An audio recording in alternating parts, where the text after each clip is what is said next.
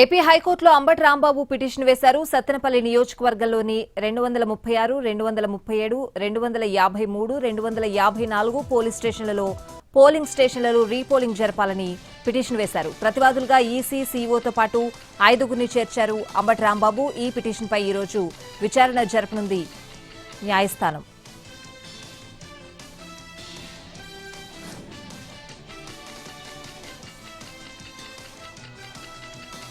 Chandragiri YCP MLA అభ్యర్థి చెవిరెడ్డి మోహిత్ రెడ్డి కూడా AP హైకోర్టులో పిటిషన్ దాఖలు చేశారు. చంద్రగిరి నియోజకవర్గంలోని 4 పోలింగ్ స్టేషన్లలో రీపోలింగ్ జరపాలని పిటిషన్ వేశారు. ప్రతివాదులుగా ఈసీ, సీఈఓతో పాటు 7గురిని చేర్చారు. ఈ పిటిషన్పై కూడా ఈ రోజు విచారణ జరపనుంది AP high court.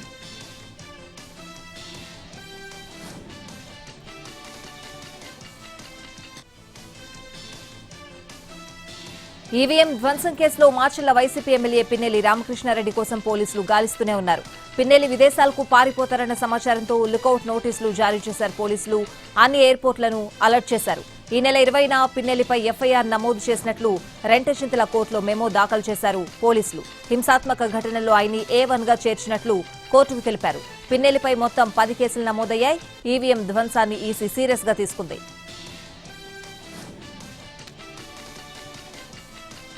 MLA Pinnelli arrest కోసం 2 రోజులుగా ప్రయత్నిస్తున్నామని అన్నారు సీఈఓ ఎంకే మీనా. నేరం రుజువైతే 7 ఏళ్ల వరకు శిక్ష పడే అవకాశం ఉందన్నారు. ధ్వంసమైన ఈవీఎంలో డేటా సేఫ్ గానే ఉందని చెప్పారు.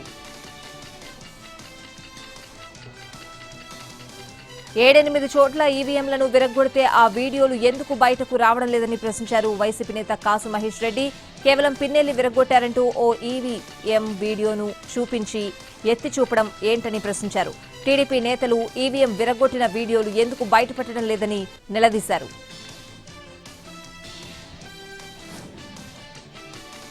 ఏపీలో ఎన్నికల తర్వాత జరిగిన హింసాత్మక ఘటనలపై సిట్ దర్యాప్తు కొనసాగుతోంది. ఇప్పటికే ప్రాథమిక రిపోర్టు ఇచ్చిన ప్రత్యేక దర్యాప్తు బృందం అల్లర్లు చెలరేగిన ప్రాంతాల్లోనే మకాం వేసింది. 3 బృందాలుగా విడిపోయిన పోలీసు అధికారులు తిరుపతి, అనంతపురం, పల్నాడు జిల్లాల్లో ఉన్నారు. ఇప్పటికే క్షేత్రస్థాయి పర్యటనలు పూర్తి చేశారు. అవసరమైతే మళ్లీ దాడులు జరిగిన ప్రాంతాలకు వెళ్లే ఆలోచనలో ఉన్నారు. ఆయా జిల్లాల్లో నమోదైన పోలీసు కేసులను విచారిస్తున్న తీరుపై మరో నివేదిక ఇవ్వనుంది సిట్.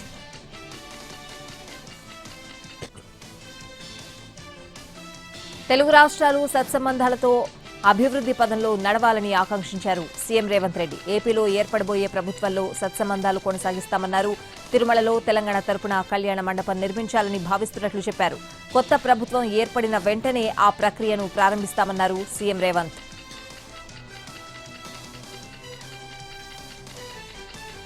తెలంగాణ రాష్ట్ర గీతం జూన్ 2న విడుదల కానుంది. తెలంగాణ రాష్ట్ర ఆవిర్భావ వేడుకల కోసం హైదరాబాద్ వస్తున్నారు కాంగ్రెస్ అగ్రనేత సోనియా గాంధీ.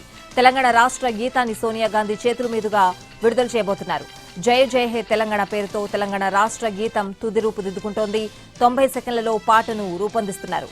అందశ్రీ రాసిన జయ జయ హే తెలంగాణ గీతంలో చిన్న చిన్న మార్పులు చేసి జాతీయ గీతంగా రూపొందిస్తున్నారు. ఈ పాటను ప్రముఖ సంగీత దర్శకుడు కీరవాణి కంపోజ్ చేస్తున్నారు. అరచేతిలో వైకుంఠం చూపించి కాంగ్రెస్ అధికారంలోకి వచ్చిందన్నారు బీఆర్ఎస్ వర్కింగ్ ప్రెసిడెంట్ కేటీఆర్. ఇచ్చిన హామీలను నెరవేర్చట్లేదని ఆరోపించారు. రైతు కూలీలతో పాటు ఎన్నో వర్గాలకు ఇచ్చిన హామీలు నెరవేర్చట్లేదని సీఎం రేవంత్ పై విమర్శలు చేశారు. ఖమ్మం, నల్గొండ, వరంగల్ పట్టభద్రుల ఎమ్మెల్సీ ఎన్నికల్లో బీఆర్ఎస్ అభ్యర్థి రాకేష్ రెడ్డికి మద్దతుగా నర్సంపేటలో ప్రచారం చేశారు కేటీఆర్.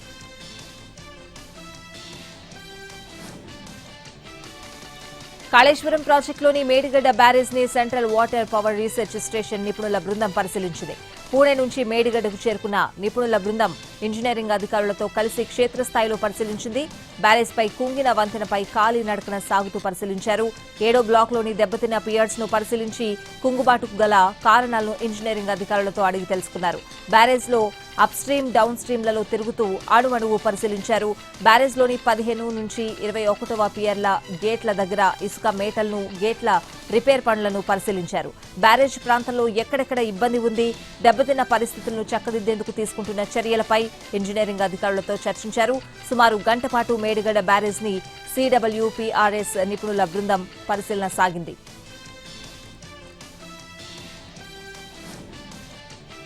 కాకినాడ జిల్లా పరిశ్రమల కేంద్రంలో ఏసీబీ అధికారులు దాడులు నిర్వహించారు. శ్రీనివాసరావు అనే వ్యక్తి దగ్గర నుంచి జీఎం మురళి 2 లక్షలు లంచం తీసుకుంటూ ఉండగా పట్టుకున్నారు ఏసీబీ అధికారులు. ఐస్ క్రీం ఫ్యాక్టరీ సబ్సిడీ కోసం లంచం డిమాండ్ చేశారు మురళి.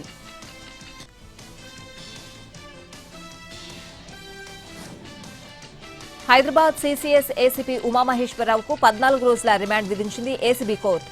జూన్ 5 వరకు ఉమామహేశ్వరరావు రిమాండ్లో ఉండనున్నారు. దీంతో ఆయన్ను చెంచల్గూడ జైలుకు తరలించారు పోలీసులు. ఆదాయానికి మించి ఆస్తుల కేసులో అరెస్టైన సీసీఎస్ ఏసీపీ ఉమామహేశ్వరరావు రిమాండ్ రిపోర్టులో అక్రమాస్తుల వివరాలు ప్రస్తావించింది ఏసీబీ. తెలుగు రాష్ట్రాల్లోని 8 ప్రాంతాల్లో 14 చోట్ల దాడులు చేసినట్లు తెలిపింది. తెలుగు రాష్ట్రాల్లో మొత్తం 17 ఆస్తుల్ని గుర్తించినట్లు వివరించింది. హైదరాబాద్ అశోక్ నగర్లో 2 ఫ్లాట్స్ తో పాటు బర్కత్పురాలోని డీఎస్పీ సందీప్ రెడ్డి ఇంట్లో సోదాలు చేసినట్లు వివరించింది.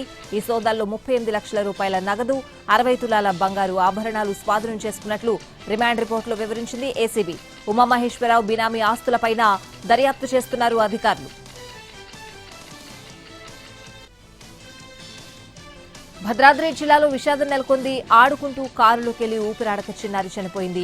ఈ ఘటన మణుగూరు మండలం సాంబాయిగూడెంలో జరిగింది. తల్లిదండ్రులు ఇంట్లో నిద్రిస్తూ ఉండగా పాప ఆడుకుంటూ కారులోకి వెళ్లింది. డోర్ లాక్ కావడంతో అందులోనే చిక్కుకుపోయింది. ఉదయం నిద్రలేచిన తల్లిదండ్రులు పాప కనిపించకపోవడంతో చుట్టుపక్కల వెతికారు. కారులో గమనించగా పాప పడిపోయింది. వెంటనే హాస్పిటల్కి తరలించారు. అయితే అప్పటికే ప్రాణాలు కోల్పోయింది చిన్నారి.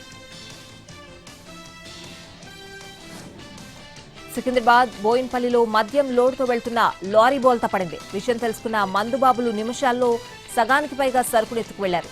కొంపల్ నుంచి పంచగుట్టలోని వైన్ షాపులకు సప్లై చేయడానికి లోడ్తో బయలుదేరిన లారీ బోయిన్పల్లి నందమూరి నగర్ వద్దకు రాగానే టైర్ పంచరై బోల్తా కొట్టింది. డ్రైవర్ ప్రాణభయంతో పరుగులు తీయగా లిక్కర్ బాటిల్ కార్లను రోడ్లపై చెల్లాచెదురుగా పడిపోయాయి. ఇది గమనించిన స్థానికులు అందిన కాడికెత్తుకెళ్లారు. సమాచారం అందుకున్న బోయిన్పల్లి పోలీసులు స్పాట్లోకి చేరుకునేసరికే సగం సరుకు మాయమైంది. కొన్ని లిక్కర్ బాటిళ్లు ధ్వంసం కాగా మిగిలిన సరుకును మరో వ్యాన్లోకి ఎక్కించి తరలించారు. చోరీ అయిన సరుకుపై కేసు నమోదు చేసుకున్న బోయిన్పల్లి పోలీసులు దర్యాప్తు జరుపుతున్నారు. హైదరాబాద్ లో ఫుడ్ సేఫ్టీ అధికారులు పలు చోట్ల దాడులు నిర్వహించారు. సోమాజిగూడలోని కేఎఫ్సీ, రెస్టోబార్, కృతుంగా రెస్టారెంట్లలో ఏకకాలంలో దాడులు చేపట్టారు. సోమాజిగూడ కేఎఫ్సీ రెస్టారెంట్లో ఎఫ్ఎస్ఎస్ఏఐకి సంబంధించిన సర్టిఫికేట్ డిస్ప్లే చేయకపోవడాన్ని అధికారులు గుర్తించారు. అన్నవరం సత్యదేవుని కళ్యాణోత్సవాలు అంగరంగ వైభవంగా సాగుతున్నాయి. 5వ రోజు కొండ దిగువ రథోత్సవ కార్యక్రమం వైభవంగా నిర్వహించారు. స్వామి అమ్మవార్లను నూతన రథంపై ఆసీనులు గావించి ప్రత్యేక పూజలు చేశారు.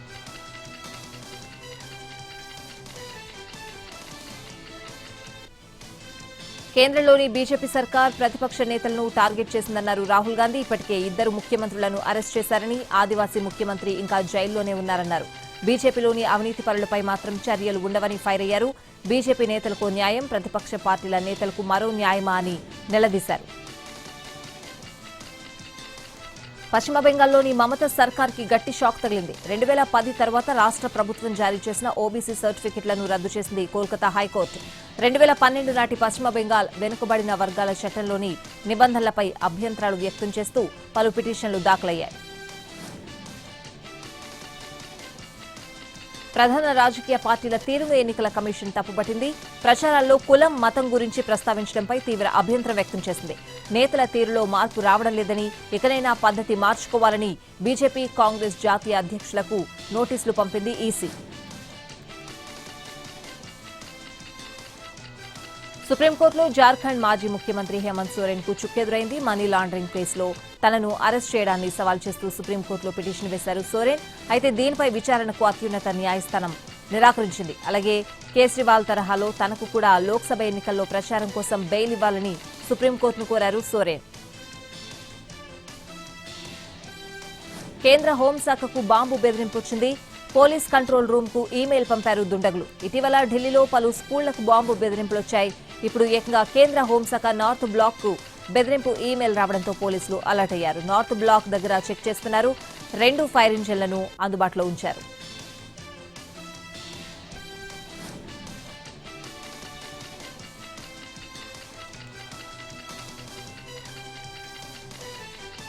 బంగాళాఖాతంలో ఏర్పడిన అల్పపీడనం వాయుగుండంగా మారే అవకాశం ఉందని వాతావరణ శాఖ తెలిపింది. దీని ప్రభావంతో ఏపీ, తెలంగాణలో వర్షాలు పడతాయని ప్రకటించింది. మే 25న రాత్రి ఒడిశా, పశ్చిమ బెంగాల్ మధ్య తీరం దాటుతుందని అంచనా వేస్తున్నారు. ఇది తుఫానుగా మారి ఒడిశా తీరం దిశగా పయనించే అవకాశం ఉందని భావిస్తున్నారు. దీంతో ఆంధ్రప్రదేశ్కు తుఫాను ముప్పు తప్పిందని చెప్తున్నారు.